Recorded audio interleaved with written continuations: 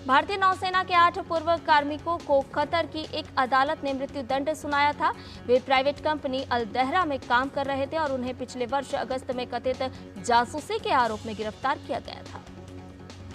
Qatar में मौत की सजा झेल रहे 8 भारतीय नागरिकों को बड़ी राहत मिली है।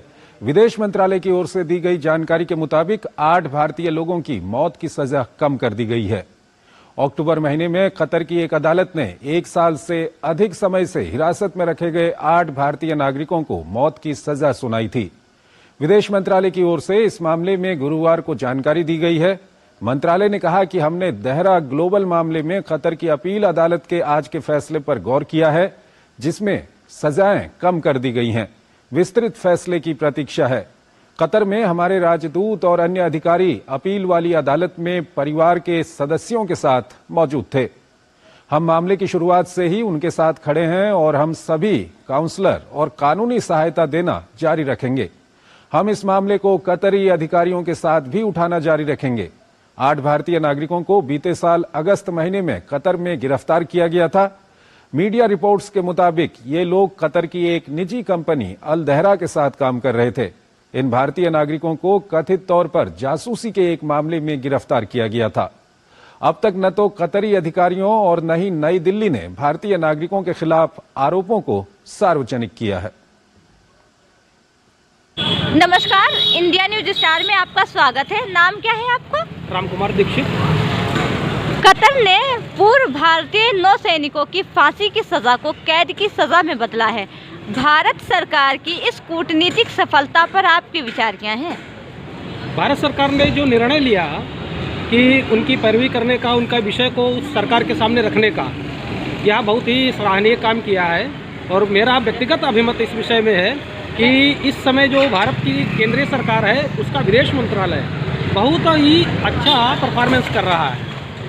और अगर विगत की अन्य विषयों को देखा जाए तो पूर्ववर्ती सरकारों ने भी अच्छा किया, मैं उनकी आलोचना नहीं करता। और मेरा एक तुलनात्मक अगर अध्ययन देखा जाए तो इस समय यह है कि उन्होंने खराब नहीं किया, अच्छा किया उन्होंने भी, लेकिन इन्होंने इस विषय पर जितनी तत्परता से और शीघ्रता से काम किया वह सराहनीय है, निश्चित रूप से सराहनीय है। नौसैनिकों को जब फांसी की सजा बोली गई थी, विपक्ष कह रहा था कि मोदी सरकार की कान में जूं नहीं रेंग रही है। इस विषय पर आपके क्या विचार हैं? देखिए, कुछ विषय ऐसे होते हैं जो प्रशासनिक विषय रहते हैं, उनको पब्लिक डोमेन में कितना सर्कुलेट करना है, कितना हमको रिलीज करना है, या एक तो संबंधित अथॉरिटी के अपने खुद के विवेक पर रहता है और उसके कुछ पैरानॉर्म्स हैं जो हर सरकार को फॉलो करने पड़ते हैं। जब विपक्ष, आज की डेट में जो लोग विपक्ष में हैं, कभी वह सत्ता में थे तो वह भी वैसे ही फॉलो करते थे। आज जो लोग सत्ता में, उनको भी वो फॉलो करना पड़ेगा।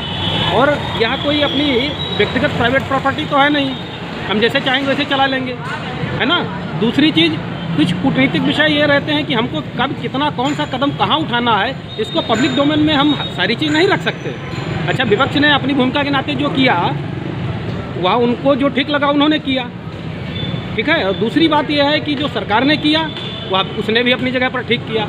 विपक्ष ने इस नाते ठीक किया कि कोई ऐसा विषय है जिसमें हमारे भारतीय हित प्रभावित हो रहे हैं, उस विषय को उठाना उनका कर्तव्य है। उस विषय को संज्ञान में लेकर के उस पर अभी प्रतिक्रिया व्यक्त करना, अपने कूटनीतिक सफलता प्राप्त करना, ये इनका विषय है। दोनों ने अपनी अपनी भूमिका का सम्यक निर्वहन किया है, मेरा मानना है। देखिए, मेरा विचार तो ये है, वहाँ पे वो लोग ट्रेनिंग करने गए थे ना, तो उन्हें ना ही तो फांसी की सज़ा देनी थी और ना ही बंद करना चाहिए था जेल में। उन्हें तो मतलब कुछ नहीं करना चाहिए था, उन्हें कोई सज़ा नहीं मिलनी चाहिए, क्योंकि वो ट्रेनिंग करने गए थे ना वहाँ पे, तो उन्हें तो कोई सज़ा नहीं मिलनी चाहिए मेरे हिसाब से। सही किया है भारत सरकार ने, अच्छा किया है। अगर छुड़वा लेती है तो, अभी छुड़वाया तो नहीं है, अगर छुड़वा लेती है तो सही किया है। बहुत अच्छी है। जो कूटनीतियाँ जो यहाँ की भारत की चल रही हैं विदेशों में, वो अच्छी हैं, इससे हम संतुष्ट हैं।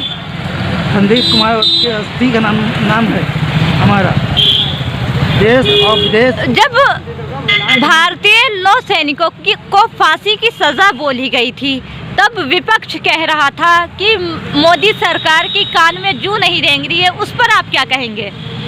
वो बातें गलत और असत्य हैं, क्योंकि उन बातों के ऊपर कोई खंडन करने वाला ही नहीं था।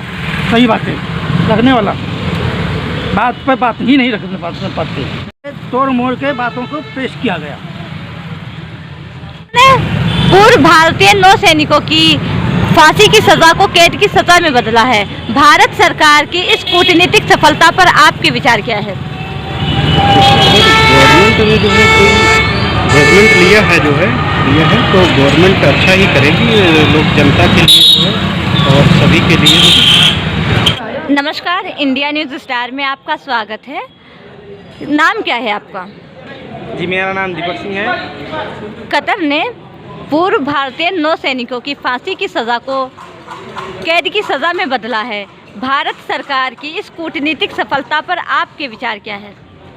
हमारे विचार क्या है, यही है कि जो सरकार कर रहा है वो अच्छा ही कर रहा है। ऐसे ही सरकार को आगे काम करना चाहिए और अपने देश में और ही विकास करना चाहिए। मेरा नाम है इंजीनियर विशाल दीक्षित और हम एक कंपटीशन क्लासेस चलाते हैं विशाल जीएस मैथ सेंटर।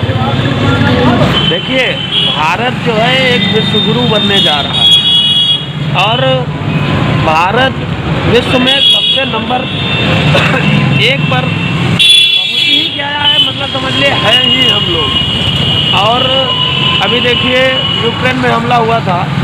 यूक्रेन में हमला होने के बाद अगर कोई भारत का झंडा लगा हुई गाड़ी होती थी तो उस पर हमला नहीं किया जाता था। अभी अफ़गानिस्तान में आपने देखा, अफ़गानिस्तान से भी हमने भारतीयों को सुरक्षित अपने देश में लाए। तो ये तो एक बहुत अच्छी बात है और भारत के लिए गर्व की बात है कि हम कभी भी किसी से अनौपचारिक रूप से नहीं दबेंगे। मतलब कहने का अर्थ यह है कि कोई हमको बेवजह नहीं दबा सकता और न्याय होगा। भारत की जो छवि विश्व में उभर के आ रही है वो बहुत ही अच्छी आ रही है। मोदी जी के नेतृत्व में भारत बहुत आगे निकल चुका है और आप देखिए, दुनिया में ऐसी कई चीज़ें हैं जो सिर्फ अपने भारत में हैं और या तो पहले नंबर पे भारत में ही हुई है। कई सारे उदाहरण हैं हमारे पास। करंट अफेयर हम रोज़ पढ़ाते हैं अपने बच्चों को, तो हमें ये पता रहता है, नॉलेज रहता है। आम आदमी तक ये बातें नहीं पहुँच पाती।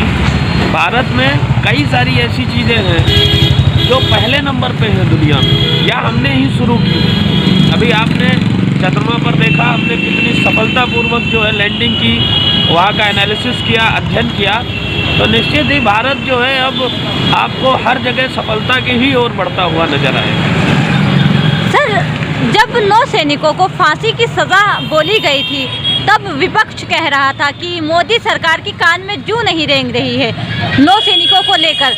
इस विषय पर आपके विचार क्या हैं? तो अब देखिए, सब सामने है। जैसे कई बार विपक्ष ये कहता था कि राम मंदिर वहीं बनाएंगे लेकिन तारीख नहीं बताएंगे। तो हर चीज़ की एक प्रक्रिया होती है, हर चीज़ का एक चरण होता है, क्रमबद्ध तरीके से चीज़ें होती हैं। आज देखिए, हमने राम मंदिर भी बनाया और उसकी तारीख भी बताई, 22 दिसंबर है। तो ऐसे ही विपक्ष का काम है हमला करना, सरकार की कमियों को दिखाना। विपक्ष अपनी जगह सही है, लेकिन उन चीज़ों में जो भी आप सरकार की कमियां दिखाएं तो उनमें जल्दबाजी ना करें, थोड़ा सा समय लें। कोई भी कार्य किया जाता है तो उसका एक तरीका होता है, उसी तरीके से कार्य करना होता है। अब आज देखिए, नौसैनिकों पर जो है जो विपक्ष ने हमला किया था, आज क्या हुआ? आज आपने खुद कहा कि कूटनीति सफलता मिली है। तो यही बात है कि हर चीज़ का जो है एक तरीका होता है और धीरे धीरे हम क्रमबद्ध तरीके से जीतेंगे। नाजायज कहीं भी किसी को भी दबाया नहीं जाएगा, चाहे वो भारत के अंदर हो चाहे भारत के बाहर। सर, राहुल गांधी जी न्याय यात्रा निकाल रहे हैं। न्याय यात्रा क्या बढ़ाएगी वोट की मात्रा? इस पर आप क्या कहेंगे? देखिए, अब अभी उन्होंने भारत जोड़ो यात्रा की, ठीक है। भारत जोड़ो यात्रा करने के बाद में क्या हुआ बताइए? 3 जगह अपनी सरकार बनी बीजेपी की और 1 जगह कांग्रेस की बनी। तो कहीं ना कहीं राहुल गांधी जी बहुत बीजेपी को सपोर्ट करते हैं और राहुल गांधी जी का बहुत ही हाथ रहता है। वो कहीं भी जाते हैं, देखिए उत्तर प्रदेश में उन्होंने गठबंधन किया तो समाजवादी पार्टी को ले डूबे वो। तो कहीं ना कहीं उनका जो है समझ में नहीं आता है। और कई लोग तो ये भी कहते हैं कि अंदर से वो बीजेपी से ही जुड़े हुए हैं, क्योंकि वो रैली जितना ही करते हैं उतना बीजेपी को फ़ायदा होता है, ना कि कांग्रेस को फ़ायदा होता है। तो यही है कि अब परिणाम देखते हैं। अभी जो पहले के परिणाम हमने देखे यात्राओं से, उनसे यही निष्कर्ष निकला है कि वोट बैंक तो घट जाता है। हालांकि आपने जो कहा कि क्या वोट बैंक बढ़ जाएगा, तो वोट बैंक तो बढ़ जाएगा, लेकिन वोट बैंक किसका बढ़ेगा ये आपको पता है। बीजेपी का बढ़ेगा या कांग्रेस का बढ़ेगा, ये तो सभी को मालूम है। दरअसल ये बात सब जानते हैं। आशीष मिश्रा। कतर ने पूर्व भारतीय नौसैनिकों की फांसी की सजा को कैद की सजा में बदला है। भारत सरकार की कूटनीतिक सफलता पर आपके विचार क्या है? हमारे विचार ये है कि हमारी सरकार से ये दरख्वास्त है कि मोदी जी जल्द से जल्द उनको छुड़ा करके लेके आएं भारत वापस। जब नौसैनिकों को फांसी की सजा बोली गई थी तब विपक्ष कह रहा था कि मोदी सरकार के कान में जूं नहीं रेंग रही है नौसैनिकों को लेकर। इस पर आप क्या कहेंगे? नहीं, वो तो सब अपने अपने विचार अलग अलग होते हैं ना। अब विपक्ष तो कहेगी क्योंकि ये सरकार मोदी जी की है, इसलिए विपक्ष कहेगी। इसमें कौन सी सफलता है? आप बताइए कि जिसको फांसी की सज़ा होने जा रही है, हमारे भारत के नागरिक हैं, तो मोदी सरकार का डंका वो पूरे वर्ल्ड में बसता है, तो क्या वहाँ से उन नागरिकों को सुरक्षित वापस घर नहीं वापसी करवा सकते? इसमें तो हम ये सवाल उठाएंगे कि भारतीय दूतावास जो हमारे देश का है उसको चाहिए कि उन परिवार के जो चिराग हैं उनको घर वापस लाएँ स्वेच्छा से, और घर वापस लाएँ और उनकी वापसी कराएँ। जैसे कि पाकिस्तान जो लाए थे उनको वापस, उस तरीके से इन लोगों को भी लेके आए, तब हम जानेंगे कि हाँ मोदी सरकार कुछ काम कर रही है। उनको सज़ा किस बिहाफ पर देनी है? सज़ा ही नहीं देनी चाहिए भारतीय सैनिकों को। भारत के सैनिक हैं। भारत हमारा जो है एक विशाल देश है, और ये कतर से फांसी की सज़ा से उसे किस कानून के तहत इनको सज़ा दी गई है, और भारत इतना सक्षम है हमारे सैनिकों को जो है बिल्कुल निष्पक्ष भारत ला सकता है। पहले तो उसका कारण पता चले, फिर उसका निवारण हो। और हम तो भारतीय सैनिकों के पक्ष में हमेशा रहेंगे, क्योंकि उन्हीं के बदौलत हमारा पूरा देश चैन की नींद सोता है। तो हमारी सारी संस्कृतियाँ उन्हीं लोगों के साथ, भारतीय सैनिकों के। अब हमारा देश कितना लचीला, पॉलिटिक्स कितनी लचीली है, कितनी सख्त है, ये तो उनके आपने जो देश के प्राइम मिनिस्टर हैं, हमें तो अपने देश के जो नागरिक हैं, जो अपने आदमी हैं, हमको उसका उनको किस जुर्म में दी गई ये सज़ा पहले से जानना चाहिए। और भारत के प्राइम मिनिस्टर रक्षा मंत्री जो भी वो अपने जवानों की रक्षा करें, क्योंकि वो देश की रक्षा